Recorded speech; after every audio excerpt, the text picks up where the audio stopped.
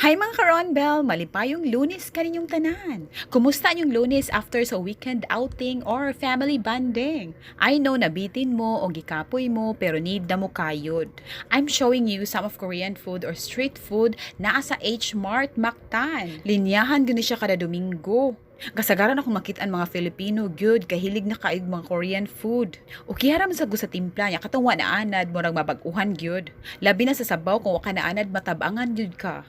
Kaning street food in South Korea has traditionally been seen as part popular culture in Korea. For Koreans, food is medicine. In Korean food culture, it is believed that food and medicine are grown from the same root. Thus, there is no better medicine than food.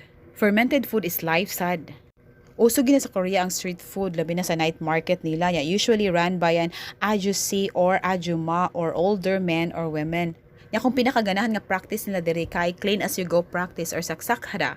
Nindot nga training para sa mga bata, mga teenagers o uban pang mga tao nga wala na na-practice ang pag-clean as you go. Nindot kani nga culture sa Korean, kaning clean as you go or saksak hara. Sa mga hilig og Korean food or street food, i-try ang Hmart Mactan nga kananan para kamo mismo ang mo judge. Sa happy lunch ninyo, mga ka-ronbel gums!